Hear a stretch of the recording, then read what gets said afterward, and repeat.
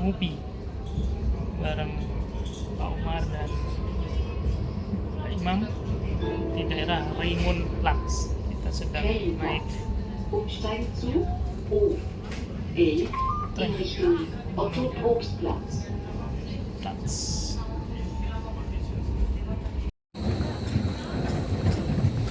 Alhamdulillah, ini menikmati sore bareng Kiai. Para warlock masih pakai ini ya. Warlock harus pakai map ya. Kalau yang ke Kabul sering gitu Pak. Oke. Mau beli kebab nggak ini? Kebab ayo, apal kita. Kebab masih kenyang kita. BA-nya ini, BA-nya Kabul.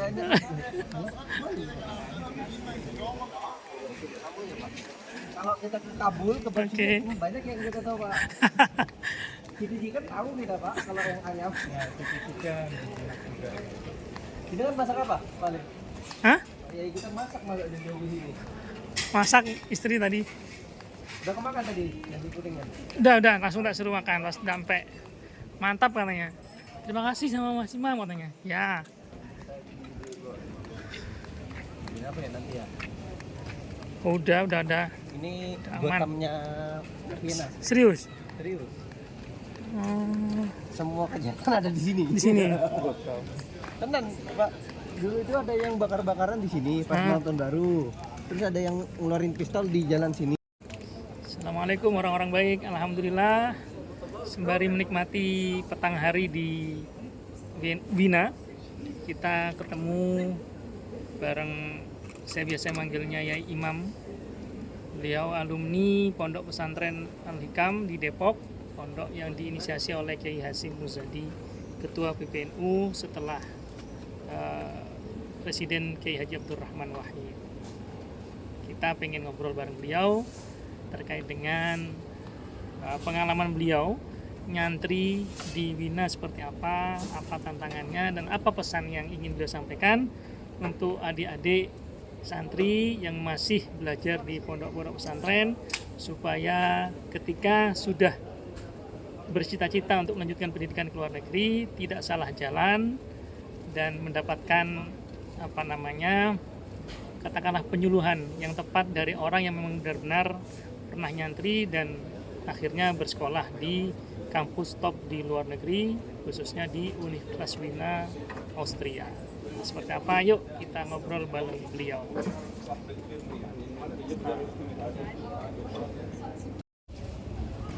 Assalamualaikum Mbak Imam.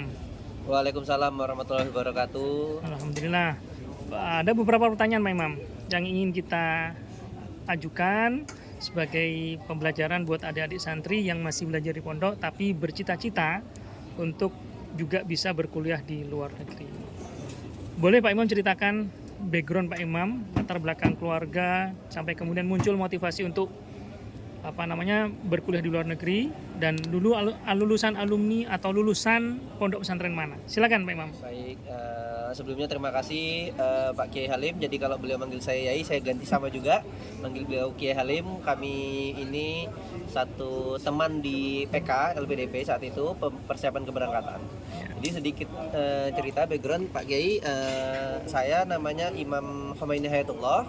Background keluarga agamis ya, tapi dari dua kultur yang berbeda. Oke. Ibu itu pengurus Aisyah, bapak juga pengurus Muhammadiyah tapi Madura. Oke. Jadi NU-nya sudah darah daging lah ya. Oke. Nah ceritanya ya sekolah, saya di sekolah dasar negeri di Pangkal Pinang di Bangka Belitung, baru MTS saya dipindahkan ke pesantren modern Ummul Qura Al Islami Bogor. Oke. Pesantren modern ya, alumni Gontor, kiainya Kiai Helmi Abdul Mubin LC, namun pesantren Nahdlatul Ulama. Jadi di situ ya kita belajar Fadlul Qorib, ngaji Riyadhus Shalihin, Bulughul Maram, semua kitab-kitab juga kita pelajari. Di samping itu juga ada penguatan bahasa Inggris dan Arab seperti di Gontor, jadi disiplinnya keras. Tegas. Jadi itu yang pesantren-pesantren Ummul Qura Islami itu mungkin mirip seperti Darul Rahman di Jakarta juga. Pesantrennya Kiai siapa? Darul Rahman ini? Kiai Faiz sekarang, Gus Faiz Syukuran Makmun. Nyukur Makmun. Kiai Ya. Syukuran Makmun sekarang dipegang Gus Faiz. Nah, kemudian saat itu saya SMA di sana, dan saat itu tidak pernah terbayang anak pesantren seperti saya berani ngambil ilmu filsafat di UI. Oke. Jadi saya alhamdulillah dapat tahadus binikmah, dapatnya SNMPTN di UI. Kemudian di situ merasa kosong. Alumni pesantren, walaupun pesantren di Bogor, tapi langsung ke Jakarta, ibu kota. Oke. Merasa kosong, ya subuhan mulai ya biasa kita tidak perlu di sini. Kadang-kadang jam 6 kita pakai spion, jam 6:30, 7 salatnya pakai spion, pakai kunut. Akhirnya orang tua tidak merasa nyaman. Dipindahkan ke pesantren Al-Hikam tadi, yang seperti yang jenengan sebutkan, pesantren Kiai Haji Muzadi. Itu pesantren khusus mahasiswa yang berkuliah di Jakarta, khususnya di universitas. Jadi kegiatannya selain berkuliah di univ seperti UI, Gunadarma, kemudian PNJ, Pancasila dan lain-lain, kita juga mondok. Nah, di sini Kiai Haji Muzadi punya visi santri-santri yang di Universitas Indonesia harus kenal agama. Makanya saya akhirnya memutuskan untuk belajar di pesantren Al-Hikam. Jadi kembali merajut pertanyaan dari Pak Kiai tadi, apa motivasi saya untuk bisa sampai kuliah, kemudian bagaimana cara dan lain-lain. Ini bukan klise atau naif, tapi memang berkah guru itu ada. Ngapunten, saya termasuk orang yang kecipratan berkahnya Kiai Haji Muzadi walaupun beliau sudah kapundhut, sudah wafat. Jadi ketika memperkenalkan diri, selalu saya bilang saya, ya kalau ditanya orang, biasa ditanya atribusi, saya jawab ya alumni UI, kebetulan juga mondok di Al-Hikam. Kalau orangnya kenal Abah itu langsung nada positif tuh ada. Jadi lebih akrab ya? Jadi lebih akrab, lebih mudah, dan itu hampir di semua lini. Jadi saya ngerasa berkah guru itu iya. Syukur-syukur teman-teman, adik-adik santri, kalau misalnya di pesantren, jangan pernah membuat diri kita merasa kerdil, kita alumni pesantren, enggak sama sekali. Toh kiai-kiai kita orang hebat, guru-guru kita orang yang berjasa. Apalagi misalnya jenengan di pesantren-pesantren kibar ya, Tebu Irang, Ploso, atau pesantren Pandanaan dan lain-lain itu masih banyak. Tapi apakah kalau dari pesantren kecil minder ya enggak juga. Saya juga dari pesantren Ummul Quran Islami, mungkin saat waktu saya di pondok dulu banyak yang belum tahu namanya, baru sekarang besar banget di Bogor gitu. Bahkan sudah besar sekali. Tapi adik-adik sekalian, ketika kita belajar, sekali lagi, selain kalau misalnya ditanya tip and trick, menurut saya coba juga cari sesuai passion jenengan. Tapi ketika passion nggak sampai, ilmu nggak sampai, otak nggak sampai, karena porsinya kan beda-beda. Dan semua orang bisa jadi Nabi Muhammad. Betul. Ada yang seperti sahabat Abu Bakar, sahabat Umar, sahabat Ali. Bahkan ada juga seperti sahabat Nuaiman yang hanya canda gurau lah. Kalau jenengan sering dengar Gus Bas, sering sekali tuh disebutkan oleh beliau. Mungkin porsi kita seperti sahabat awam yang mediocre tuh ya di tengah, tidak terlalu menonjol dan lain-lain, tapi dari keawaman kita, khususnya teman-teman adik-adik yang mungkin tidak, ini pesan saya pribadi untuk teman-teman yang mediocre ya. Karena saya merasa saya bagian orang mediocre. Kenapa saya bilang kayak gini? Karena waktu di kuliah IPK saya hanya 3,25. Tidak terlalu tinggi sampai 3,5 seperti yang lain ketika S1. Tapi ketika S2 baru ada peningkatan, saya cum laude. Makanya bisa memperbaiki lah, tanda kutip, juga mencari peluang. Nah itu juga teman-teman adik-adik sekalian, ketika kita menjadi santri, ketika teman-teman waktu di pondok bisa mencari waktu untuk hemat antri, hemat jajan segala macam, gunakan ilmu yang dipelajari di pesantren yang tidak ada di buku manapun. Ilmu bertahan hidup itu diaplikasikan di kuliah, diaplikasikan juga ketika mencari kampus. Ketika tujuan saya Edinburgh, ternyata IELTS saya tidak cukup, saya cari yang lain. Jangan merasa dunia selesai, enggak, banyak juga tetap opsi-opsi lain. Karena apa? Ya Rasulullah itu buat semua orang. Tidak semua sahabat bisa seperti Abu Bakar. Ada yang mungkin hanya sebatas Nuaiman, ada sebagai sahabat-sahabat lain. Jadi untuk adik-adik sekali lagi, pesan saya pribadi ketika saya di pesantren Al-Hikam, kemudian di UI juga, yang ya saya merasa diri saya biasa-biasa saja. Saya bukan orang yang top 5 di jurusan, kemudian bukan juga orang yang mumpuni. Tapi dilalahnya entah itu karena berkahnya Kiai Haji Muzadi, entah berkahnya Kiai Helmi Abdul Mubin LC, saya tidak tahu, tapi tiba-tiba saya bisa belajar di sini. Tentu ya jangan juga merasa oh kalau kayak gitu kita ngalap berkah saja, ya enggak juga.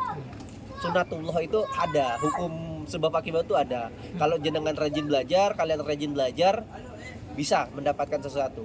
Tapi ketika rajin belajar ternyata belum dapat, yakinlah Allah itu punya rencana lain. Karena tidak semua rencana Allah itu bisa kita langsung tahu maknanya. Mungkin itu dulu, Kiai, mungkin ada lagi lanjutan?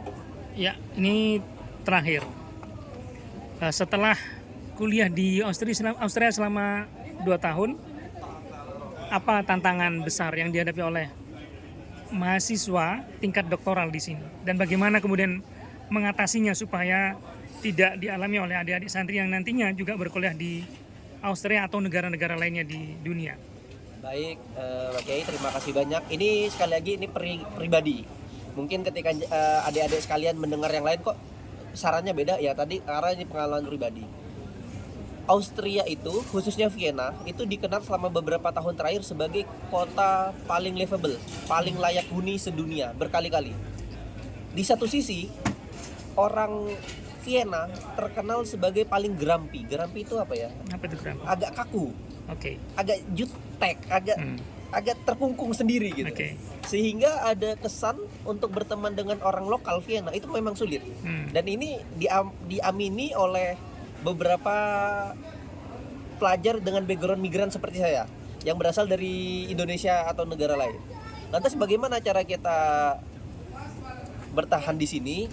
Karena bahasa, sekali lagi teman, ya kalau Sayyidina Umar selalu bilang, man arafa lugata qaumin salima min makrihim, barang siapa yang mengetahui bahasa suatu kaum selamat dari tipu dayanya. Maka pertama bahasa, yang kedua cari komunitas yang bisa menyelamatkan adik-adik. Dalam artian kalau di komunitasnya teman-teman lokalnya, misalnya sudah ada yang berkesempatan kuliah di Perancis, di Spanyol, ternyata tidak ada teman-teman muslimnya, tidak ada teman ngaji kitabnya, kita coba cari, datangi masjid-masjid sekitar, ngobrol. Alhamdulillah di sini kita ada Masjid Wapena, Masjid Indonesia yang dimiliki oleh komunitas Islam Indonesia di sini, jadi itu bisa menjadi rumah kedua bagi saya. Namun kadang-kala saya juga melipir ke masjid-masjid lain untuk sekedar melihat bagaimana saudara muslim kita yang lain. Jadi itu beberapa tips. Namun ketika di perkuliahan banyak hal yang perlu kita pelajari. Sekali lagi, ketika bahasa kita kurang, maka kita harus belajar lebih banyak lagi. Kalau teman-teman lain belajar 2 jam, maka kita 4 jam. Ketika teman-teman belajar 3 jam, kita 6 jam. Selalu dilebihkan porsinya. Namun ingat juga, tidak selamanya belajar menjadi prioritas sampai teman-teman sakit. Oke. Sesekali refreshing. Artinya kesehatan tetap diperlukan ya. Iya. Sesekali makan Kabul, kebab. Kita cari aja, jangan juga belajar terus. Oke. Karena ya Nabi Muhammad mengajarkan, ya ketika cucunya bermain, ya Nabi Muhammad ikut bermain. Ketika lagi sholat, bahkan ketika Hasan Hussein ingin menaiki pundak beliau tetap memperlama sujudnya. Jadi semuanya ada porsi masing-masing. Jadi ketika adik-adik semua yang nanti insya Allah ya sama-sama kita doakan bisa melanjutkan studi, entah itu di Austria. Kalaupun di Austria silahkan hubungi saya, nanti boleh minta ke Yai Halim. Kalau mau tanya-tanya, kita siap membantu info-info. Ataupun dimanapun, selalu ingat bahwasanya kita di santri. Santri itu tidak ada yang namanya mantan santri harusnya. Ketika jenengan sudah masuk menjadi santri, sudah takzim ke kiai, sudah takzim ke guru-guru, sudah takzim kepada aturan yang Rasulullah ajarkan, Rasulullah perintahkan untuk diikuti dan dijauhi, patuhi itu dimanapun jenengan berada, insya Allah itu menjadi tips triknya bertahan di sini. Jadi kiai ya salah satunya trik bagi saya, ya ingat aja kita ini dari mana lahirnya. Kita santri, ya jadilah santri dimanapun. Tapi bukan santri yang minder. Tidak perlu juga ketika di sini teman-teman nunduk bungku-bungku itu, ya enggak juga. Ada tempatnya. Likuli maqal maqam, likuli maqal maqam. Mungkin itu aja. Ada lagi Pak Kiai? Sementara itu pertanyaan-pertanyaan yang ingin diajukan, alhamdulillah orang-orang baik sudah 2 cerita santri yang kita bisa simak sama-sama dan ambil hikmahnya, buang negatifnya bila ada, tapi saya yakin tidak ada, dari 2 tokoh muda Nahdlatul Ulama yang tengah belajar di Austria, khususnya di Universitas Wina. Silahkan tanya melalui kolom deskripsi, di dalamnya ada alamat email yang akan kita cantumkan belakangan bila ada yang bertanya, supaya beliau berdua bisa langsung menjawab pertanyaan-pertanyaan diajukan oleh teman-teman santri yang tengah belajar di berbagai pondok pesantren di Indonesia. Alhamdulillah kali ini kita mau menutup petang jelang malam di Wina dengan menikmati kebab yang ternyata brand ambassadornya beliau. Kebab paling murah di Wina, paling mantap. Oh gitu ya. Iya. Kita spill tokonya setelah video ini. Terima kasih orang-orang baik sudah menyaksikan video ini. Sampai ketemu di video berikutnya. Assalamualaikum warahmatullahi wabarakatuh. Terima kasih ya Imam, ya Umar Hamdan. Assalamualaikum warahmatullahi wabarakatuh. Waalaikumsalam. Jadi stop. Ini toko kebab yang biasa dijadikan tempat untuk makan kebab di Wina. Namanya kebab Dinamor. Silakan teman-teman, harganya cukup terjangkau, 3,5 sampai dengan 4,5 saja.